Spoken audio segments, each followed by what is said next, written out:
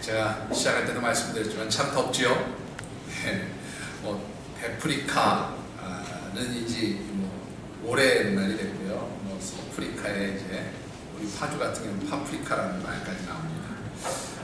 오늘도 보니까 우리 많은 성도들이 이제 이 무더위를 피해서 잠시 휴가 시간들을 가지고 재충전하러 떠나신 것을 보게 되는데요. 이 무더위 한가운데 있는 우리나라 사람들이 이제 무더위를 피해서 피서지로 선택하는 몇몇 그런 장소들이 있는 것 같습니다. 이제 그 중에 하나가 가장 많이 가는 곳, 극장가가 아닌가 싶은데요.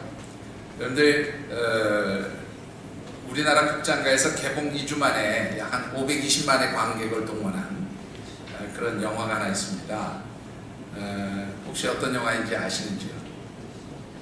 8월 4일 어제 아마 오전 집계가 520만 정도 되는 것 같은데 어떤 영화인지 혹시 모르십니까?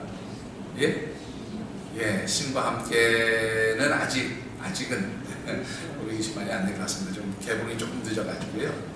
신과 함께 나오기 전에 나왔던 영화가 있어요. 외국 영화인데.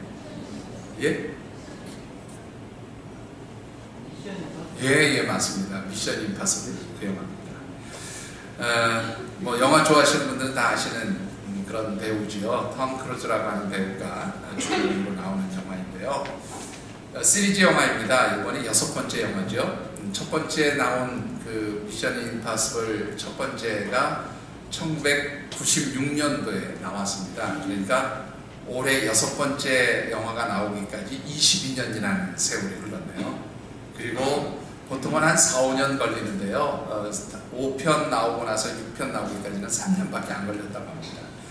그만큼 많은 그 영화 팬들이 기대하고 또 이렇게 사랑하는 아주 인기가 높은 그런 시리즈 영화물 중에 하나가 아닌가 그렇게 생각이 되어지는데, 자, 여러분들 이 미션 임파서블이라고 하는 영화가 왜 이토록 인기를 얻게 되었을까라고 하는 겁니다. 여러분들 왜 인기를 얻는다고 생각하십니까? 영화들을 안 보셨는 모양이군요. 저는 쉬는 기간에 이 영화 봤습니다. 그런데 아주 그 자키한 액션도 볼만하고 여러 가지 재밌는 장면들이, 멋있는 장면들이 많이 있지만 전문가들의 평가가 그렇더라고요. 보니까 아마 탄탄한 시나리오에 그 인기의 비결이 있지 않나 이제 그렇게 평가를 내리는데요. 이 영화에서 주인공은 IMF라고 불려지는 비밀 첩보기관에 속해 있는 신분을 가지고 있습니다. 여러분들이 IMF 그러니까 별로 안 좋은 기억이 있죠. 1997년도 11월 달에 우리나라가 경제적으로 어려움 당하면서 IMF 곧 국제통화기금으로부터 돈을 빌렸었던 그런 기억이 있는 분들은 IMF 그러면 별로 그렇게 긍정적인 생각이 안 들 것 같습니다만은, 이 영화에서 말하는 IMF는 무슨 뜻인가 하면 임파서블 그리고 미션 그리고 폴스입니다. 그래서 임파서블 미션 폴스라고 하는 기관입니다. 그래서 모든 어떤 기관들이 해결하기 어려운 미션을 이렇게 어떤 임무를 해결하지 못할 때, 불가능한 임무라고 생각되어질 때 그런 불가능한 임무를 해결하는 아주 특별한 첩보기관에 속한 그런 신분의 사람으로 나오게 되어집니다. 영화의 내용처럼 이 주인공인 톰 크루즈는 다른 첩보기관들이 해결하지 못하는 임무들이죠. 영어로 말하면 말 그대로 임파서블 미션입니다. 불가능한 임무들을 해결하는 그러한 역할들을 보여주고 있는데, 이제 전문가들의 평가가 바로 이런 불가능한 임무들을 해결하는 그것이 관객들에게 위로를 주고 대리만족을 주는 것 아닌가 그렇게 평가를 하는 걸 보았습니다. 무슨 말인가 하면 우리가 살아가는 동안에 많은 해결하지 못하는, 내 힘으로 해결하지 못하는 어떤 그런 불가능한 일들을 만날 때 낙심하고 좌절하고 절망하게 되잖아요. 근데 영화에서 나와 그런 어떤 불가능한 것들을 해결해내는 그런 주인공의 모습을 보면서 대리만족을 얻게 되어진다고 하는 겁니다. 그리고 또한 이 영화에서 나오는 톰 크루즈라고 하는 배우는 이제 위험한 장면이나 또 어려운 장면들의 보통 스턴트맨이라고 하죠. 대역을 쓰는데 대역을 쓰지 않기로 유명한 배우이기도 합니다. 이번에 그 6편에 나오는 영화의 장면에서 보면 건물에서 이렇게 뛰어내리는 장면에서 발목을 다치는데요. 실제로도 발목을 다친 상태에서 막 달려가는 그런 장면이 그대로 삭제되지 않고 사용되어진 것을 보게 됩니다. 그러면서 이제 어려운 일들을 직접 해결하는 그런 모습들이 관객들에게 대리만족을 주고 그것이 인기의 비결이 된 것 아니냐, 그렇게 생각을 한다고 평론가들의 평을 해놓은 것을 보았습니다. 그런데 말이죠, 우리가 신앙인으로서 영적 생활을 하는 동안에 하나님께서는 우리들에게도 이 영화 속의 주인공에게처럼 마치 해결할 수 없는 것과 같은 그런 임무, 사명들을 주신다는 거예요. 정말로 불가능해 보이는 미션, 사명, 말 그대로 임파서블 미션을 하나님께서 우리에게 주시고 그 사명들을 감당하라고 말씀하실 때가 있습니다. 그 대표적인 예가 아마 이 전도가 아닐까 생각이 되어져요. 많은 성도들이 전도하라 그러면 뭐라고 얘기하는가 하면 그것은 말 그대로 임파서블 미션입니다. 실현할 수 없는, 내가 감당할 수 없는 사명입니다. 그렇게 이야기를 하고는 합니다. 그래서 성도들이 전도하라 그러면 목사님, 전도라고 하는 것은요 특별히 사명을 받은 분들이라거나 아니면 하나님께 그 전도의 은사, 전도의 달란트를 받은 분들이 하는 것이지 저 같은 사람은 전도하기가 참으로 쉽지 않습니다. 그렇게 이야기하고는 합니다. 그런데 분명한 것은요, 성경을 보면 어느 곳에서도 전도는 특별한 사람에게 주신 사명이라고 말씀하지 않고 있다는 사실입니다. 분명한 것은 이 전도라고 하는 불가능해 보이는 이 사명, 불가능해 보이는 이 정말로 귀중한 그 사명을 하나님께서는 우리들에게 하라고 그렇게 명령하시고 당부하고 계신다는 사실입니다. 그리고 이렇게 임파서블한 미션으로 보여지는 이 전도의 사명을 감당하고 그 사명을 향해서 여러분들이 헌신할 때에 하나님께서는 이 전도의 사명을 감당하는 하나님의 사람들을 참으로 기뻐하시는 모습을 보게 되어줍니다. 그래서 8월에 우리가 함께 묵상하는 말씀의 주제를 이 전도와 관련되어진 말씀으로 그렇게 정해보았습니다. 자, 우리 같이 한번 이 주제 말씀 읽어보시는데요, 영어 빼고 가로 안에 있는 한글로 우리 같이 읽어보십시다. 전도, 한 번 더 해보시죠. 전도. 하나님께서 저와 여러분들에게 전도하라고 그렇게 말씀을 주셨을 때는 이 전도의 사명이 우리가 감당하기 어려운 불가능한 미션으로 주신 것이 아니라 그런 날입니다. 그리고 오늘은 그 첫 번째로 전도하는 일은 모든 그리스도인들에게 주신 공통의 사명임을 말씀드리고 싶습니다. 오늘 우리에게 주신 하나님의 말씀은 우리가 잘 아는 대로 예수님께서 부활하시고 승천하시기 직전 제자들과 또 따르는 예수님을 따르던 많은 성도들에게 마지막으로 부탁하시고 명령하신 지상 대명령이라고 그렇게 우리가 말하고 있는 내용의 말씀입니다. 특별히 이 말씀을 묵상하는 동안에 사랑하는 우리 모든 할생 가족들이 우리 주님께서 우리 모든 성도 각자에게 주신 이 전도의 사명을 온전히 감당하는 역사가 있게 되기를 주의 이름으로 축원합니다. 그래서 하나님을 기쁘시게 하는 그러한 놀라운 역사들이 우리 교회 현장에서 나타나게 되어지기를 바랍니다. 자, 오늘 주신 말씀을 통해서 우리가 먼저 묵상해보고 싶은 것은 왜 우리는 전도를 해야 할까라고 하는 것입니다. 결론부터 말씀을 드리면 예수님을 따르는 모든 성도들, 제자됨의 삶을 살아가기를 원하는 모든 하나님의 백성들에게 주신 미션이 바로, 사명이 바로 전도라고 하는 것입니다. 본문 19절의 말씀을 우리 같이 한번 받들어 읽겠습니다.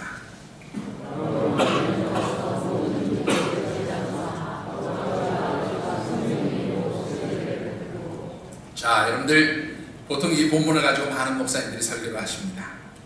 18절부터 20절까지 말씀을 쭉 보면 예수님의 명령 4개가 있다 그렇게 말씀하고 있어요. 자, 어떤 명령입니까? 여러분들 본문 말씀 보시면 19절에 너희는 가서, 이 가라는 말 그 다음에 모든 민족을 제자로 삼아, 제자를 삼으라는 말, 그리고 또 아버지와 아들과 성령의 이름으로 세례를 베풀라 라는 말과 마지막 20절 앞부분에 보시면 분부한 모든 것을 가르쳐 지키게 하라 하는 4가지 명령이 있다, 그렇게 말씀하고 있어요.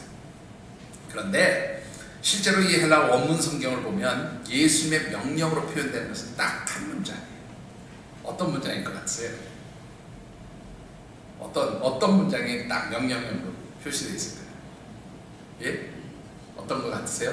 자, 여러분들 바로 19절에 있는 말씀 중에요, 모든 민족으로 제자를 삼으라 하는 말씀이 명령어로 됐어요. 나머지 가라, 또 뭐 세례를 베풀라, 또 이런 그 세상 하나님 예수님께서 가르쳐 분부한 모든 것을 지켜 행하게 하라, 이것은 사실 명령어로 표현된 단어가 아닙니다. 오직 명령형으로 표현된 단어 하나, 문장 하나는 뭐냐면 모든 민족을 제자로 삼으라 하는 것이 바로 주님께서 주신 명령의 말씀이었음을 보게 됩니다. 자, 그렇다고 한다면 마지막으로 세상을 떠나시면서 하나님 나라로 가시는 예수님께서 사랑하는 제자들과 또 예수님을 따르던 성도들에게 주신 사명이 모든 민족으로 제자를 삼으라 그렇게 말씀하셨다면, 이 제자를 삼는다는 것은 무엇을 어떻게 하는 것을 의미하느냐 하는 것입니다. 이 제자를 삼는다는 이 사명, 제자를 삼으라고 하는 이 사명은 결국 천국 복음, 곧 하나님을 알지 못하는 많은 영혼들에게 예수 그리스도를 통해서 주시는 하나님 나라의 그 복음, 구원의 진리를 전하여 주는 것, 이것이 바로 모든 민족을 제자로 삼는 사명이라고 말씀을 드릴 수가 있습니다. 여러분들 마태복음 4장 23절의 말씀 우리 같이 한번 읽어보실까요?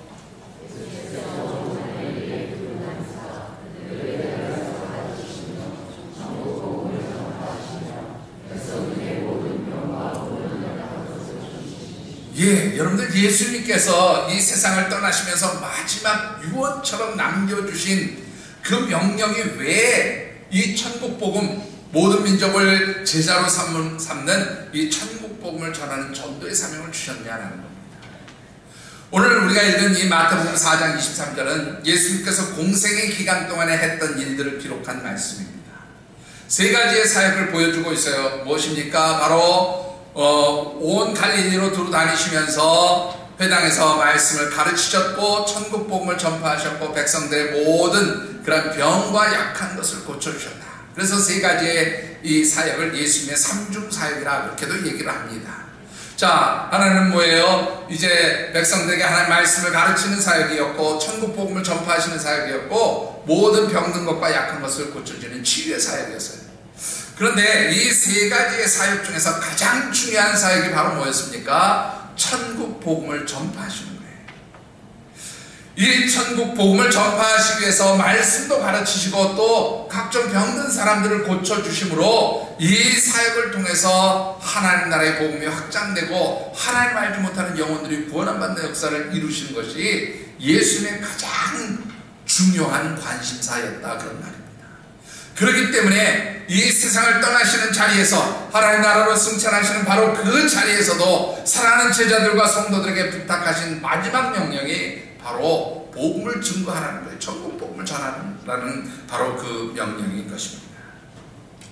따라서 오늘 저와 여러분들 예수 그리스도의 뒤를 따르며 제자됨의 삶을 살아가기로 그렇게 다짐하고 결심하는 모든 성도들에게 주신 사명이 바로 이 복음 증거 전도의 사명이라 그렇게 말씀을 들을 수가 있습니다. 문제는 이런 전도의 사명을 감당하기 위해서 우리에게 꼭 필요한 마음이 한 가지 있어야 한다는 것입니다. 여러분들 그 마음은 무엇입니까? 그것은 바로 영혼을 사랑하는 마음이에요. 누가복음 15장 7절의 말씀 우리 같이 한번 받들어 읽겠습니다. 누가복음 15장 7절입니다.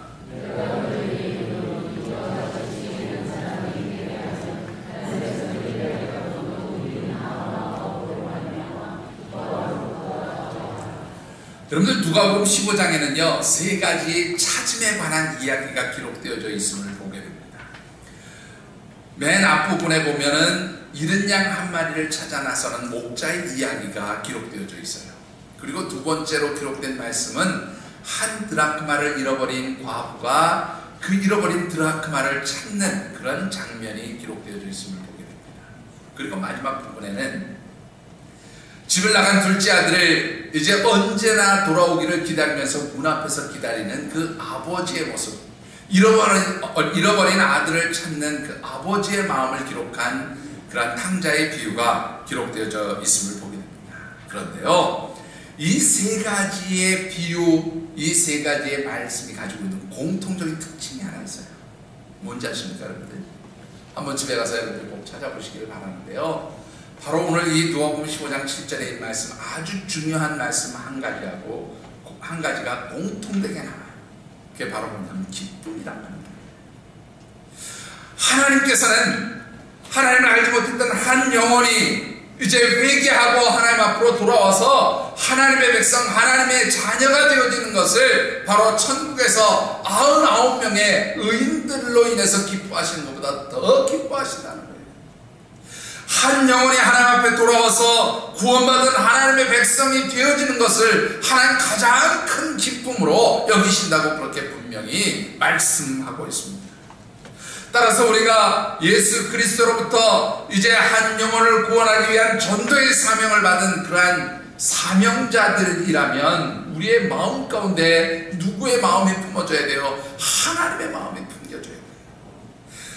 천하보다 귀하게 여기시는 한 영혼이 회복되어져서 하나님 앞에 돌아오고 하나님의 백성, 하나님의 자녀가 되어질 때에 의인 99으로 인하여 기뻐하는 것보다 더 기뻐하시는 그 하나님의 마음, 마치 집을 나간 둘째 아들이 언제나 돌아올까 늘 노심초사 기다리는 그 아버지의 마음이 바로 우리 하나님의 마음이라고 하는 것입니다.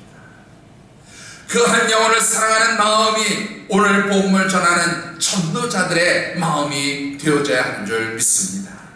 그러기에 오늘 저와 여러분들의 심령 가운데 바로 이 하나님의 마음이 담겨지게 되기를 주의 이름으로 축원합니다. 한 영혼을 사랑하는 마음, 천하보다 귀한 한 영혼을 사랑하는 그 아버지의 마음, 하나님의 마음이 우리의 심령 가운데 담겨지게 될 때에 바로 우리들이 우리 주님으로부터 받은 그러한 전도자의 사명을 온전히 감당할 수 있게 되어지는 줄 믿습니다. 이 귀한 사명이 오늘 저와 여러분들에게 주신 미션이 되고 그 미션이 기쁨이 되어지기를 주님의 이름으로 축원합니다. 자, 그러면 우리가 이 전도자의 삶을 살기 위해서 꼭 해야 될 일이 무엇일까라고 하는 것인데요, 본문에 보면 세 가지로 우리 주님 말씀하고 있습니다. 첫 번째는요, 가라 하는 말씀인데요, 우리 이 세 가지의 말씀 우리 같이 한번 19절로부터 20절 우리 상반절까지만 같이 말씀을 다시 한번 읽어보겠습니다.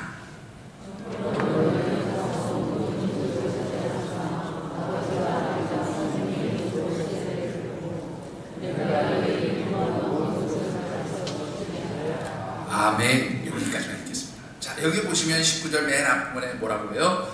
가라, 그렇게 말씀하고 있어요. 누구한테 가라는 거예요? 물론 그 19절 후반부에 보면 모든 민족에게 가라, 그렇게 말씀한 것이라고 우리가 볼 수가 있습니다.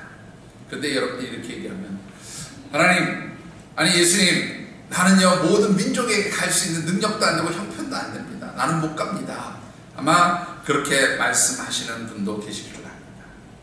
자, 오늘 이 가라라고 하는 단어는 우리가 누구에게 복음을 전해야 할지를 아주 분명하게 가르쳐주고 있습니다. 오늘 본문에는 모든 민족에게 가라고 했지만 이 말씀을 좀 더 아주 구체적으로 표현한 말씀이 사도행전 1장 8절의 말씀이에요. 여러분 같이 한번 읽어보십시다. 너무나 잘하는 말씀이죠. 시작. 오직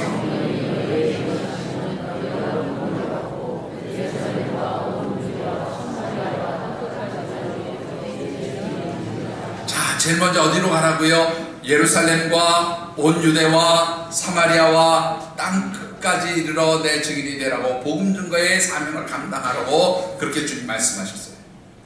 자, 그렇다면 이 예루살렘으로부터 땅 끝까지 가는 이 모든 자리는 점점 어떻게 해요? 가까운 곳에서 어디로 가는 겁니까? 먼 곳으로 나가라, 그런 말씀이기도 해요.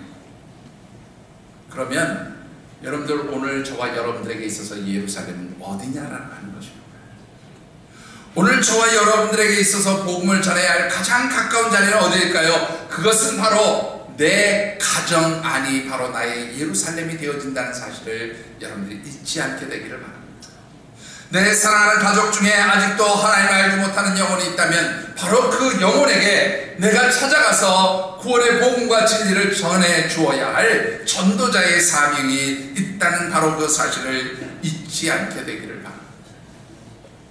여러분들 가족에게 복음을 증거하면서 그러면 예루살렘, 그 다음에 사마리아, 그리고 온 유대 사마리아 땅끝은 어디가 될까요?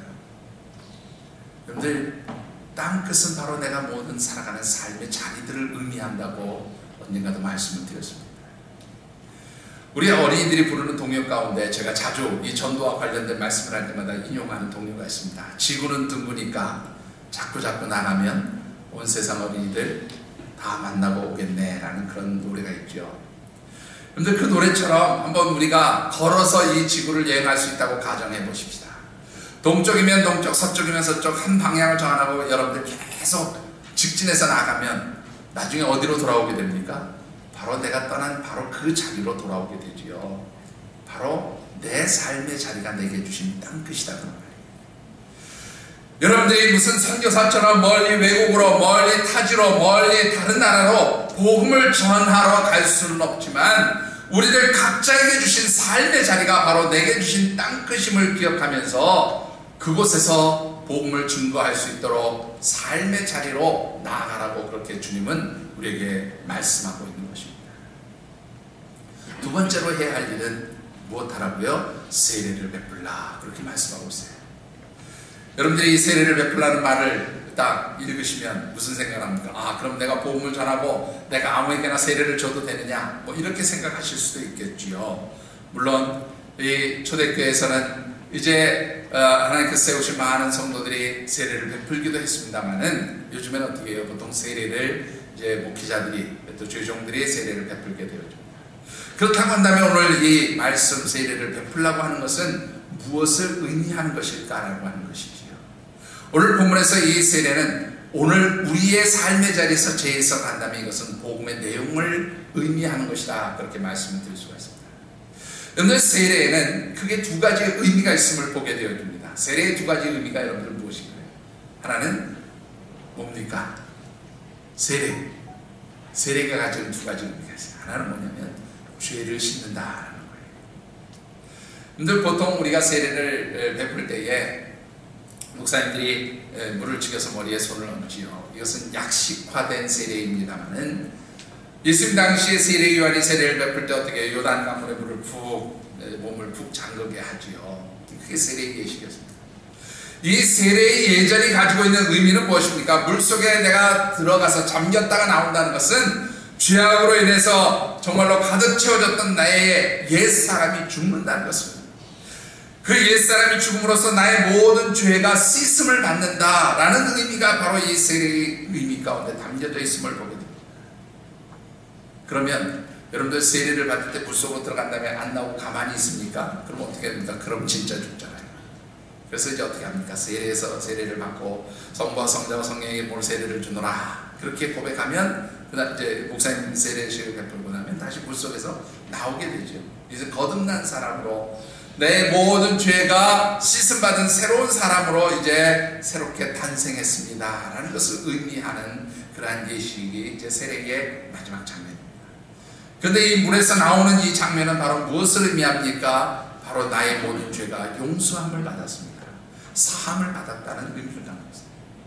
따라서 이 세례를 베풀라는 것은 여러분들이 증거해야 할 복음의 내용을 아주 분명하게 말씀하고 있습니다. 바로 하나님을 알지 못하는 영혼들에게 여러분들이 찾아가서 정말로 예수 그리스도를 통하여 내가 모든 죄를 사함받고 용서함받고 죄가 씻음받게 되어져서 하나님 자녀 영원한 생명을 소유한 하나님의 백성으로 변화될 수 있음을 가르쳐주라 바로 그런 말씀인 것입니다. 오늘 이 말씀의 내용은 베드로가 고넬료 집에서 한 설교 가운데도 아주 잘 드러나 있음을 보게 되어줍니다. 여러분들 사도행전 10장 43절의 말씀 같이 한번 받들어 읽겠습니다. 우리 주보 요약에는 조금 인쇄가 잘못됐습니다만 사도행전 10장 43절입니다.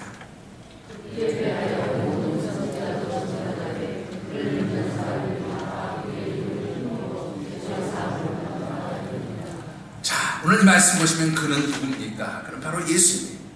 예수 그리스도에 대하여 모든 선지자들도 증언한 것처럼 그를 믿는 사람들, 예수님을 믿는 사람들이 다 모여 그 예수 그리스도의 이름을 힘입어 죄 사함을 받게 되어지는 것이라고 그렇게 베드로와 고넬료의 가정에서 증거했던 것처럼 바로 여러분들이 나가서 증거해야 될 이름이 예수 그리스도, 바로 그분의 이름이며, 또한 예수님을 통해서 우리가 구원받는 진리를 전하는 것, 이것이 바로 전도자가 전해야 될 복음의 핵심 내용이라고 그렇게 성경은 우리에게 가르쳐주고 있는 것입니다. 마지막으로 세 번째 할 일은 뭐냐면 양육하는 일입니다. 20절 앞부분을 보면 뭐라고 말씀하고 있습니까? 내가 너희에게 분부한 모든 것을 가르쳐 지키게 하라. 말씀을 가르치고 그 말씀을 지켜 행할 수 있도록 그렇게 훈련시키라는 게, 이 말씀은 다른 말로 하면 양육하라는 것입니다. 예수 믿기로 결심하고 다짐했던 이 새내기 그리스도인들을 이제 하나님의 말씀으로 잘 가르치고 양육하고 훈련시켜서 이들도 어떻게 해요? 전도자로서의 사명을 감당하며 살아갈 수 있도록 그렇게 양육하고 훈련하는 거예요. 여기까지 가야 이게 전도자의 사명을 감당하는 것입니다. 여러분들 참고 말씀으로 디모데후서 2장 2절의 말씀을 같이 한번 갖다 읽어보겠습니다.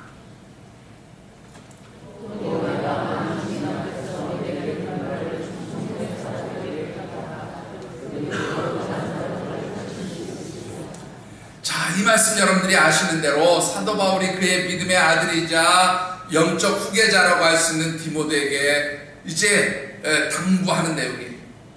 바로 사도 바울이 디모데에게 가르치고 깨우쳐주고 알려주었던 그 많은 하나님의 말씀들을 또한 누구에게 전하는 거예요? 충성된 사람들에게 전하라는 겁니다. 그리고 그 사람들이 그 말씀을 듣고 훈련받고 양육받아서 어떻게 해요? 또 다른 사람들을 가르치고 훈련하고 양육할 수 있도록, 전도자의 사명을 살 수 있도록 그렇게 내가 그 일을 중단하지 않고 감당하라는 거예요. 여러분, 전도자의 사명은 내가 복음 한번 전하는 것으로 끝나는 것이 아니라 내가 전도한 그 사람을 끝까지 책임지고 양육하는 일까지 가는 것, 이게 바로 전도자들이 해야 할 사명이라 하는 것입니다. 여러분들은 어떤 사명을 받았다고 생각하십니까? 물론 각자가 받은 여러 가지의 사명들이 있을 줄 압니다. 그러나 모든 그리스도인들이 받은 공통의 사명은 바로 복음을 증거하는 전도자의 사명을 우리가 받았다고 하는 바로 그 사실입니다. 그 전도자의 사명을 감당하기 위해서 여러분들이 가장 가까운 곳부터 하나님 알지 못하는 영혼들을 찾아가시기를 바랍니다. 그리고 그 영혼에게 예수 그리스도의 이름으로 구원받는 그 천국 복음의 진리를, 그 비밀을 여러분들이 증거할 수 있게 되기를 바랍니다. 그래서 예수 믿는 사람들이 생길 때 여러분들이 양육하시는 그러한 양육자로서의 사명까지도 감당하시게 되어지기를 바랍니다. 이런 삶을 살아갈 때에 우리 하나님 기뻐하시고, 여러분들의 그 전도자로서의 사명을 감당하는 그 삶이 하나님을 기쁘시게 하는 것이라 하는 것입니다.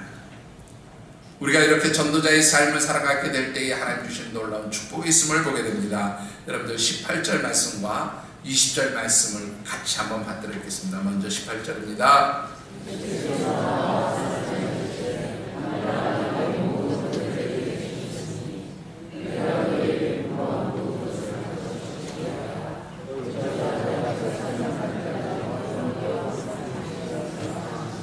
아멘. 여러분들 먼저 18절을 보시면 예수님이 하늘과 땅의 권세를 가지셨다, 그렇게 말씀합니다. 이 하늘과 땅의 권세는 어떤 권세입니까? 예수님이 가진 이 하늘과 땅의 권세는 모든 우리 인류를 구원하실 수 있는 구원의 권세, 구원의 은총을 베풀어 주실 수 있는 그 권세를 의미합니다. 그리고 나아가서 마지막 종말의 때에 하나님께서 주시는 그 권세로 이 세상을 심판하실 수 있는 그런 권세를 의미해요. 그러니까 구원과 세상을 심판할 수 있는 권세를 의미하는 것인데, 이 권세 안에는 모든 하나님의 심적 능력들이 사실 다 포함되어진 것을 의미합니다. 그런데요, 여기서 특별히 중요한 게 뭐냐면 이 세상을 심판할 수 있는 권세를 가지셨다는 말은 다른 말로 표현하면 사단을 심판할 수 있는 권세를 가지셨다, 그런 말입니다. 여러분들 서두에 말씀드렸던 그 내용을 한번 잠시 생각해 보십시다. 왜 예수 믿는 사람들이 전도하십시오, 당신은 전도자입니다, 그렇게 말씀을 드리면, 목사님, 이 전도의 사명은 내게 있어서 임파서블 미션입니다, 불가능한 사명입니다, 나는 할 수 없는 사명입니다 라고 그렇게 변명 아닌 변명을 하게 되어진가 하는 것이죠. 이유가 있어요. 모든 복음을 증거하는 전도의 현장, 선교의 현장에는 반드시 뭐가 따라오냐면 사단의 회방하는 역사가 있어요. 복음을 증거하고 그래서 한 영혼을 구원하는 일은 영적 천국 영토를 확장하는 일이잖아요. 하나님 나라를 확장해가는 일이잖아요.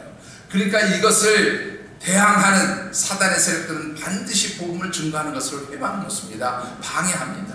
전도자들을 때때로 핍박하기도 합니다. 그래서 고린도후서 11장 23절로부터 27절까지의 말씀을 보면 사도 바울이 뭐라고 얘기합니까? 40에 하나를 감한 매를 5번이나 맞았으며 3번 태장으로 맞고 돌로 맞고 3번이나 매가 파산하여 그 중에 한 번은 하루 밤낮을 파도가 치는 바닷속에 잠겨 있었으며 강도의 위협, 동족인 유대인의 위협, 또 이방인들의 위협과 강과 시내와 바다와 광야의 위험과 그리고 맹수의 위험뿐만 아니라 자지 못하고 굶주리며 목마르고 헐벗고 추위에 떨어야 하는 그러한 고난들이 있었음을 고백하고 있습니다. 이 모든 것들이 바로 뭐예요? 사단의 회방과 사단의 역사 속에서 주어지는 고난들이었다, 그런 말입니다. 그런데 사도 바울은 이러한 고난 속에서도 자신이 전도자의 사명을 감당할 수 있었던 가장 중요한 그 힘의 원천 능력이 어디에서부터 왔다고 고백합니까? 마지막 로마의 감옥 속에서 그가 빌립보 교회 성도들에게 쓴 편지, 제가 자주 인용하는 말씀이죠. 빌립보서 4장 13절, 내게 능력 주시는 자 안에서 내가 모든 것을 할 수 있습니다. 바로 그 고백했던 겁니다. 하늘과 땅의 모든 권세를 주시는, 우리에게 능력 주시는 주님이 오늘 본문에 보면 어떻게 하시겠다고요? 세상 끝날까지 너희와 함께 하시겠다고 그렇게 분명히 약속해 주셨음을 보게 됩니다. 그래서 전도는 누가 하는 게 아닌, 내가 하는 게 아니고 나와 함께 하시며 하늘과 땅의 모든 권세를 가지신 주님께서 주시는 힘과 능력으로 복음을 증거하고 전도할 수 있게 되어진다는 거예요.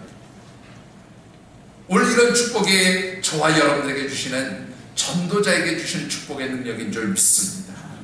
여러분들이 그래서 두려워하지 않고, 전도는 임파서블 미션이 아니라 파서블 미션, 할 수 있는 사명이라는 사실을 잊지 않게 되기를 주의 이름으로 축원합니다. 말씀을 맺고 싶습니다.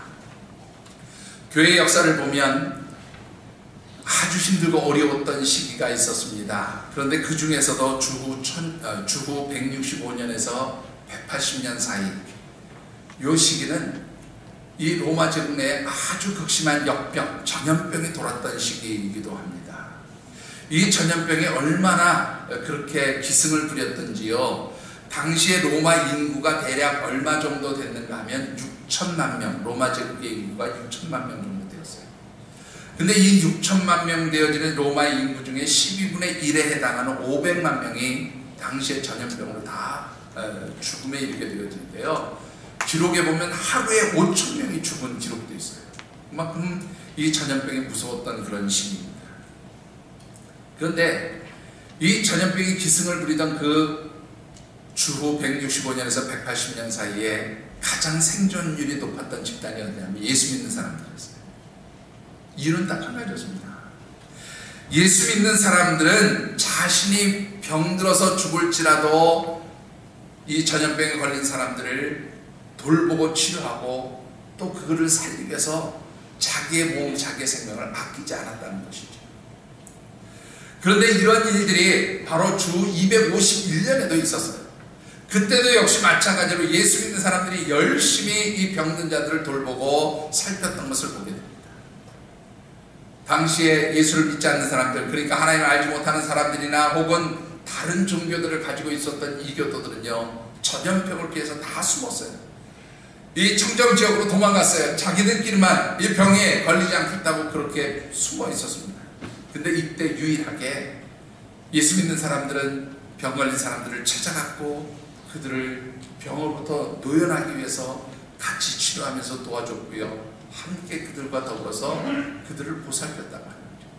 심지어는 하나님을 알지 못하는 사람들뿐만 아니라 다른 종교의 이교도들마저도 그렇게 병이 걸렸을 때는 찾아가서 사랑으로 그들을 살피고 도와주고 치료해줬던 사람들이 그리스도인들이었다라고 하는 것이죠. 이게 바로 로마의 역사 속에 기록되어진 내용입니다.